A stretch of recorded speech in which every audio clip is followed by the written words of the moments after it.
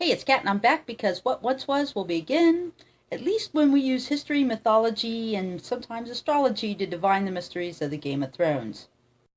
And in this video, we're going to continue our search for the sword Lightbringer using mythological and legendary swords. As a reminder, Lightbringer is the sword of the prophesied hero Azor Ahai, according to legend. This hero will appear at the darkest moment, and in that dread hour he will draw forth the red sword of heroes from the flames, and the sword will be Lightbringer, and it will be Azor Ahai reborn. According to legend, the original Azor Ahai actually forged 3 different swords. The first sword he forged for 30 days and 30 nights, but when he tempered it in water, it shattered. The second sword he worked on, he forged for 50 days and 50 nights. And this time, he had captured a lion, and he tried to temper it in the heart of the lion. But again, the sword shattered. On the third try, he worked for 100 days and 100 nights. And then he called forth his loving wife, Nisa, and he took the fiery hot sword from the forge and shoved it through her heart. With a shout of anguish and ecstasy, he drew forth the sword, and it was imbued with her fiery spirit and her pure heart. So looking at that legend, it seems that he either created one sword that he reforged 3 times, or there were 3 different swords. So we are going to look at history to see what swords were shattered and or reforged at a later date. In our last video, we talked about the broken sword of prophecy, and how Mr. Martin seemed to have given us a clue when he said that prophecy was like a sword without a hilt. Ergo, the sword of prophecy is broken. In legend, one of the most famous swords that was said to have been broken was the sword Graham, also known as Wrath, and sometimes it's referred to as Glam, which also means grief. That sword was created by the legendary blacksmith Wayland, and then it was gifted by Odin to the hero Sigmund. Amongst Sigmund's many adventures, as he was trying to avenge his father's death, he had to watch as each of his brothers were consumed by a wolf. Later, he discovered a magical wolf pelt which he put on and turned him into a wolf. Sigmund's final adventure was to go to war with the king of Lyngvi, and Lyngvi was an island on the Blackwater Lake.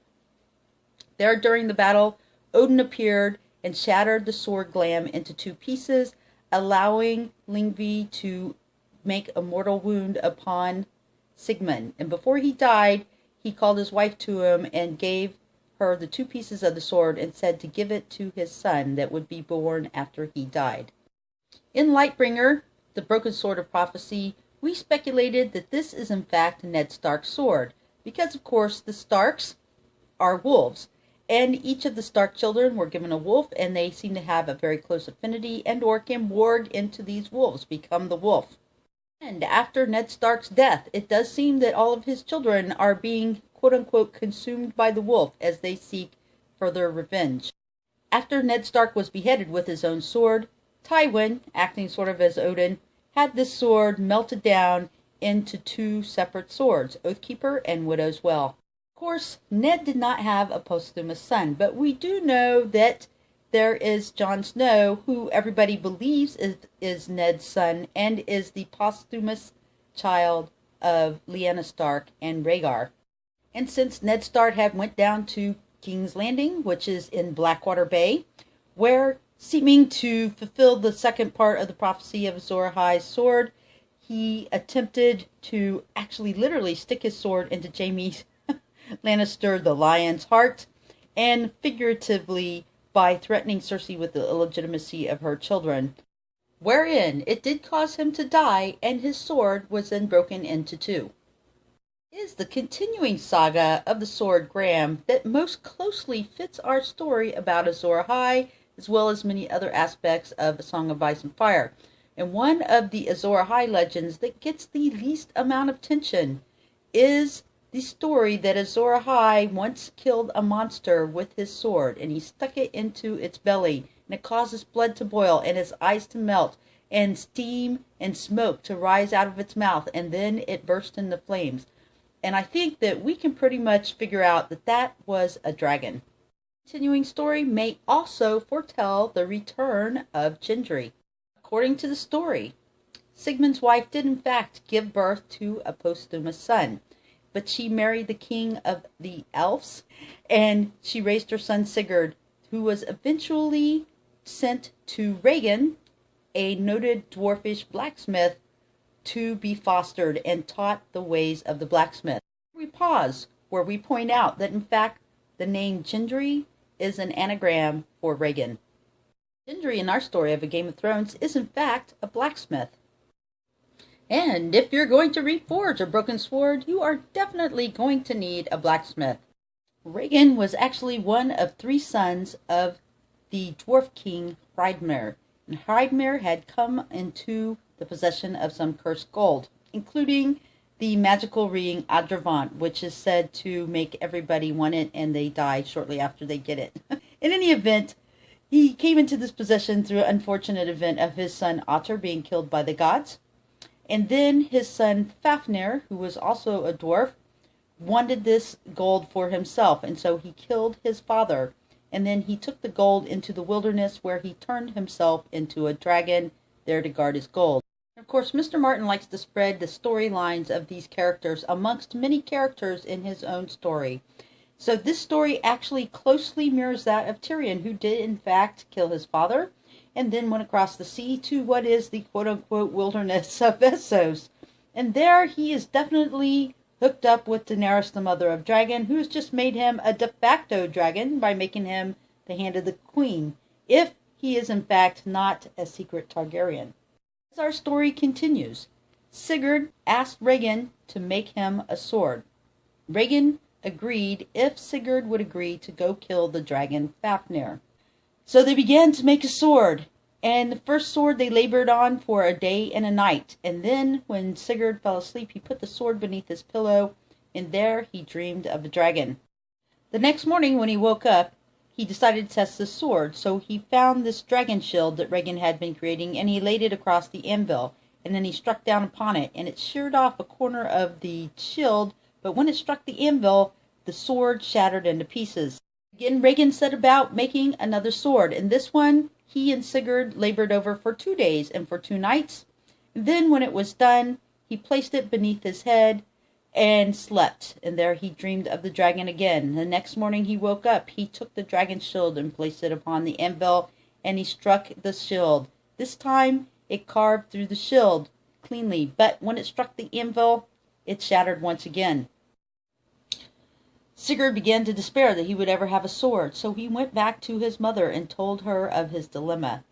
His mother finally got out the pieces of his father's sword and told him who his father was. Sigurd took the pieces of his sword to Regin and asked him to reforge the sword of his father. Sigurd and Regin began to work on the blade, and they forged it for 3 days and 3 nights. Regin cast spells upon the blade and carved runes into the blade. He emblazoned the hilt with a golden dragon. And when Sigurd pulled it forth, it was a red blade, and fire ran along the edges. Again, Sigurd slept with the sword beneath his pillow, and there he dreamed of a dragon. The next morning he placed the remains of the shield upon the anvil, and this time when he struck it, not only did it cleave through the shield, but sheared completely through the anvil. At this point, we haven't heard or read anything about Jon Snow dreaming of a dragon, but we do know he dreams about going into the crypts of Winterfell, where some Meisters have suggested that a dragon once laid eggs down deep in the bowels of Winterfell where there's a hot spring, and others believe that he's simply being directed to the tomb of his mother that is down in the crypt that may contain some proof of his lineage. Continuing our story, Sigurd does in fact take the reforged sword Graham, and he goes to fight the king of Lyngvi, whom he kills to avenge the death of his father. This, unfortunately, is one of the many events that is said to set off the Battle of Ragnarok.